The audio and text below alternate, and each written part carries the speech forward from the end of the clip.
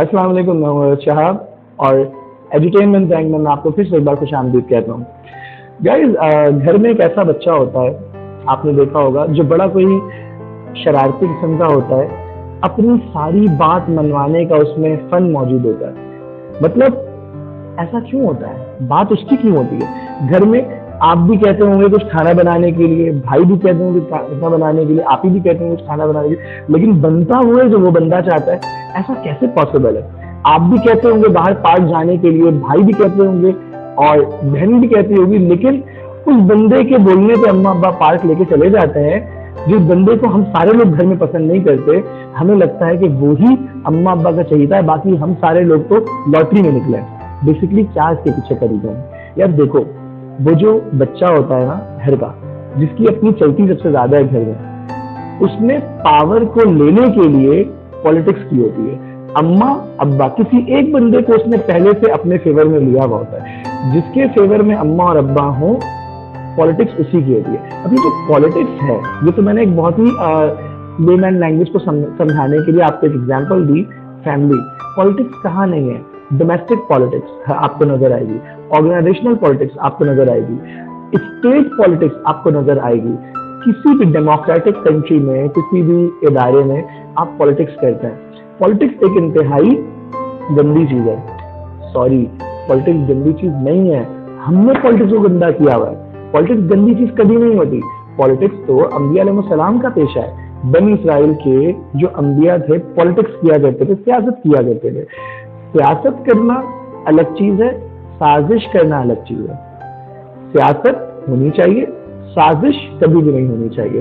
सियासत करने का हुक्म अल्लाह सुब्हानहू व तआला ने कुरान शरीफ में मुतअद्दिद बार दिया है। सियासत करने के एतबार से, लोगों को इंसाफ देने के एतबार से, इसको कहते हैं डिप्लोमेसी। जब भी आप कोई बात करें, जब भी आप कोई थ्योरी प्रेजेंट करें, जब भी आप किसी कॉन्फ्लिक्ट को रिजॉल्व करने जाएं, जैसा कि मैंने पिछली क्लास में भी, पिछले लेक्चर में भी, पिछली वीडियो में भी आपको बताया था कि कॉन्फ्लिक्ट हर जगह मौजूद है, क्योंकि कॉन्फ्लिक्ट इस बात का सबूत है कि एक मुआशरा जिंदा है। इस कॉन्फ्लिक्ट को जीतने के लिए चाहिए होता है पावर। पावर आती है पॉलिटिक्स से।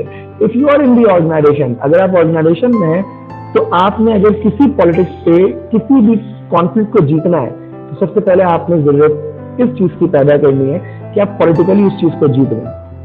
आप अपने पहले उमूमी तौर पे कॉन्फ्लिक्ट को जीतने के लिए कोशिश करनी चाहिए कि एविडेंस और फैक्ट्स और फिगर्स की बात करें, और जो रियलिटी है उस चीज को दोनों पार्टीज एक्सेप्ट कर ले। लेकिन अगर इस पोजीशन पर आ जाए कि कॉन्फ्लिक्ट में ना तुम जीतने को तैयार हो, ना मैं हारने को तैयार हूं, अगर ऐसी कोई पोजीशन बन जाए, तो इन दैट केस आप कभी भी कॉन्फ्लिक्ट को जीत नहीं सकते। अपनी एक्चुअल दलाइल देकर, अपने फैक्ट्स और फिगर्स को प्रेजेंट करके, उस वक्त अगर आपने कॉन्फ्लिक्ट जीतना है तो आपको पॉलिटिक्स करनी पड़ेगी। और ये पॉलिटिक्स से होती है diplomacy. I am telling you कि ये थोड़ी सी बात एक डार्क साइकोलॉजी से रिलेटेड है। I should not tell you, but in the organisation you have to face this sort of thing.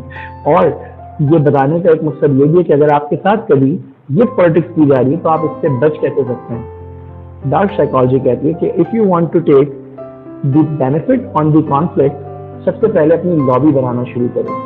Lobby बनाओ, उन लोगों को अपने हिमायत में लो जो लोग बॉस के या जो लोग अथॉरिटेरियन के ज्यादा करीब हैं। जब तुम उनको अपने एतमाद में ले लोगे, उनको अपनी टीम में ले लोगे, उनके अपनी लॉबी में ले लोगे, अब तुम्हारे बारे में पॉजिटिव वाइब्स वो लोग क्रिएट करेंगे और अपोजिट पार्टी के बारे में नेगेटिव वाइब्स वो लोग क्रिएट करेंगे। दूसरी चीज, जहां तुम लॉबी बना रहे होगे, वहां तुम्हारा कॉन्फ्लिक्टिंग पार्टी भी लॉबी बना रहा होगा। उस कॉन्फ्लिक्टिंग पार्टी की लॉबी में तुम्हें देखना है कौन कौन से ऐसे लोग हैं जो पावरफुल हैं।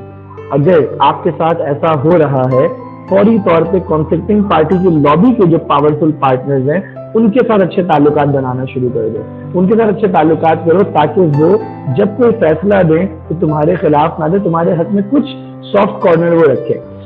अगर कॉन्फ्लिक्ट जीतना है तो इस तरह की पॉलिटिक्स करके आप जीत सकते हैं। और अगर आपके साथ ऐसी कोई पॉलिटिक्स हो रही है, तो इस पॉलिटिक्स से निकलने के लिए आपने ऑर्गेनाइजेशन के उन लोगों के साथ अच्छे ताल्लुकात रखने जिनके ताल्लुकात बॉस या अथॉरिटेरियन के साथ ज्यादा अच्छे हैं।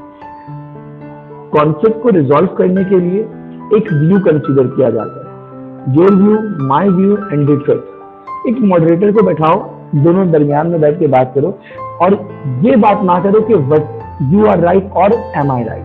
The problem is what is right. जो सही है उसकी। दोस्तों, कॉन्फ्लिक्ट को जीतने के लिए सबसे पहले तो अपनी ईगो को इस साइड से हटाओ और इस बात को साइड हटा दो कि मैं ठीक हूं, बल्कि बहस, डिबेट और कंट्रोवर्सी इसलिए होनी चाहिए कि क्या सही है, ताकि आपकी ऑर्गेनाइजेशन ग्रो करे।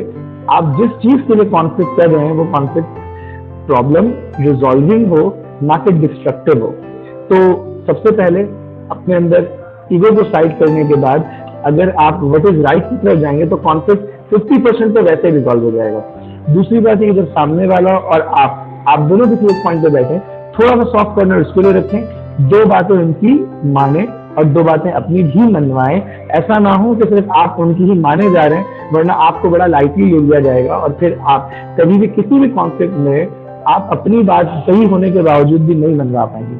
तो कॉन्फ्लिक्ट को खत्म करने के लिए डिप्लोमेसी का सहारा लें, डिप्लोमेसी के साथ कॉन्फ्लिक्ट को रिजॉल्व करें और अफहाम तफहीम से मसले को हल किया जाए, ना कि कॉन्ट्रोवर्शियल बना के।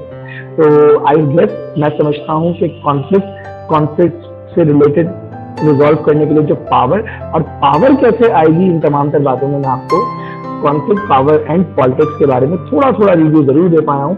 अगर आपके लाइफ में, आपके घर में, आपके रिलेशनशिप में और आपकी ऑर्गेनाइजेशन में ऐसे कॉन्फ्लिक्ट आ जाए तो पावर और पॉलिटिक्स को यूज करते हुए अपनी इन कॉन्फ्लिक्ट्स को दुरुस्त कर लें।